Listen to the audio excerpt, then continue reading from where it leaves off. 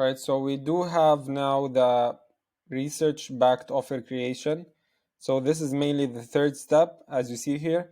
So going forward with it, you should definitely understand that there's, first of all, the planning for a clear overview step. The second step would be the content base. And the third one would be the backed offer creation, which is the research backed offer creation. Now, why do we do all of these in steps? Is because they already have been tested and proven. Uh, I have created the growth partner from scratch. It took me 5+ years just to create all of these systems and processes in place. So whenever we can jump into a business, we can just implement what's there from our side.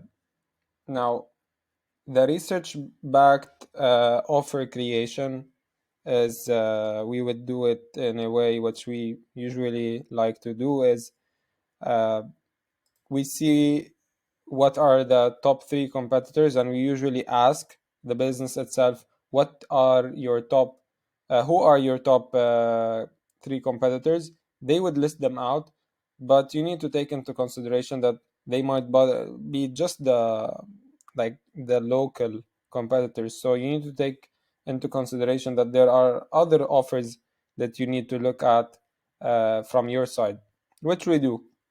Now, the the research itself, it's mainly done uh, where they are advertised, so mainly Meta, Google, whatever the platform is. There's usually ads library. So how do we like to do it is go to Meta's ads library, understand all of the offers that are either on the level of the business that we want to work with or that we're working with, or on the level of the of the goal that they would like to achieve. So if they are on a higher level, that's as well a very good one to look at. Now, after going through all of the offers and understanding what are the offers, we would take them into consideration while crafting our offer. So because usually the offers are different. So here on the left side, did you see I did some breakdown of the like the structure that we go through.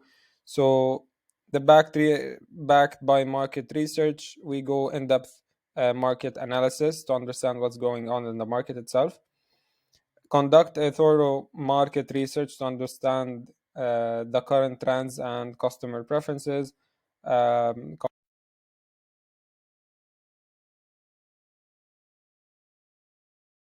Actually doing um, from the like what they are doing in their offers. So you would understand all of that once you set a plan, like we mentioned in the first step. Gather the quantitative and qualitative data to inform to be like to be creating or to be doing decisions that are informed decisions, and they are validated. Now, the good thing about us is we already work with businesses that we already know that we can generate them results through our testing and validation processes. So it's very easy, very simple. It doesn't take much time as these as some of the agencies uh, that are available. So this is one of the things that is taken always into consideration. Identifying the gaps. Now, this is very straightforward. You can, as a consultant myself, I would usually see the gaps very fast just because we already have, like, I already myself have that experience on understanding what should be fixed in such situations. So going to the second step, which is a highly needed, and it does serve a like great value for the audience, and it's something that great number of audience is looking for. Now, ensuring that the product provides a solution or improvement that resonates with a broad audience. So we cannot just work with a business where it's a very tight audience, and it's a very tight like the budgets and all of that good stuff. We do take everything into consideration, but when we're talking about an audience, you need to understand and make sure that at least there is a product market fit. uh, if that's not available, that all of these systems and processes that we have in place wouldn't make any sense, because it's all at the end, it's all connected together. So it's a, as you might see here, it's a full solution. It has multiple steps as well. We'll be going together through them. Now, we would have, of course, like quantify uh, the potential audience, the target audience, and we would assess if the market really needs this. So we would be more confident in the number of campaigns, the number, like the effort overall that would be set in the business itself. Now, the offer should be irresistible. Otherwise, just dump your offer and dump your business. Like, there's no use of it. Making sure that there at least is a claim that you would that claim would save them time and effort and energy and money. So if you're not going to solve any of their issues, which is connected to what I'm saying right now, like, don't go with it. Just stop it. Because at the end of the day, you're spending money, you're spending effort, you're spending time on something that actually is not needed by people. So they wouldn't really see any value out of it. So thus, you're not saving them any effort, time, money, anything in terms of helping, or it's at them, like at the end of the day, you're providing a solution. So if you're not going to do that, then just like don't carry with it. Now, the value proposition clarity, it's the clarity to articulate the unique value proposition, uh, the UVP. So basically, if that's as well not available, it's not worth it. Uh, and it should be irresistible for customers. So let me just give you it's a golden nugget right now.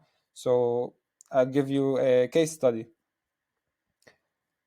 There's, for example, let's say their business that sells, let's say, glasses, some nice glasses. Uh, if the offer is competing in price, that's good. If the product is or the offer is competing on the quality, the value that they would get, the status that they would get by using those, wearing those glasses, it's all like you can all combine it as an offer as well. So when you're talking about that, it does go into the offer. So you need to make sure that the offer is at least competitive in price, needed by a good amount of people, and what you can, like, to make sure that everything from what I'm saying is a great of a value, you need to highlight the key benefits. So making sure that you're highlighting as well the key benefits is part of the irresistible offer. Uh, if there is no advantage of the product, that's not an irresistible offer. With the price, uh, with the package altogether, uh, then it wouldn't make any sense. So highlight the key benefits, advantages, that set the product apart from the competitors. And when I say that, to set the product apart from the service or the offer from other competitors, you could be just offering the same service, adding some more value on top of it, which when I say value, it means something that people actually need, in order to move with your service, and they are not getting it somewhere else. Could it be personalizing the offer or the product or the service? Yes. It could be something about creating more of an advantage on why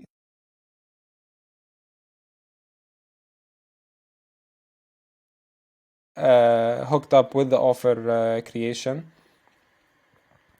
Now moving down to the before we move to the next step, which is craft a compelling message that communicates the value proposition. So this is one of the things that I mentioned already, making sure that the creative itself and the content part, which we mentioned here, and the sales assets as well, they should have the sales assets, the videos, the images, the funnels, the articles. They would should be giving that message of, yes, this product is for you if you have XYZ problems, issues, uh, things that are going on with you. So yes, this is how it helps. You should be talking to the market, not just by listing out the specs of the service of the product, whatever it is. So you need to make sure that you're actually talking to them. So this takes us back to the content base, the pain point and the highlight, decision making content, content for reach. Now this doesn't give any benefit to what I'm saying right here, but all of the others, like the pain point highlight, the decision making content, and the sales assets, are directly linked to the offer creation. So once you have that content that is screaming to people that, yes, this is for you, that yes, you're, if you're facing from XYZ, you are uh, crafting a compelling message, so that directly communicates that value proposition. When I say that, it doesn't mean that you know need to create a simple Canva post just mentioning the price and the offer itself. No, it could be that if it does give the full solution about your business or the full message that you're trying to communicate. Usually, the case, it could be a video, a VSL type of video. Uh, so, someone that's talking directly with the offer, or you're at least just showing the process of the service and then highlighting it. Could it be by a voiceover or some text overlay? Now, these are basically golden nuggets here. We usually don't share that type of information directly, but for the case of the YouTube video, we are showing off all of that. Now, the strategic pricing and the perceived value. You need to be very straightforward with your pricing, otherwise, people would smell the BS out of it. So, establish the pricing strategy that reflects the perceived value of the product to the target audience, and making sure that this target audience that I'm talking to can at least afford this solution if presented with the enough value and not presented with just the right price, because people would be able to afford it if it basically solve their issue. They would at least just come up with the money just to uh, get that solution.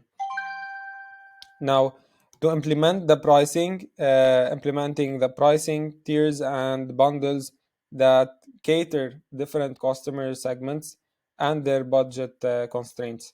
So this is why you should be offering different, uh, like having different offers that is somehow related to the main value proposition that you have in place.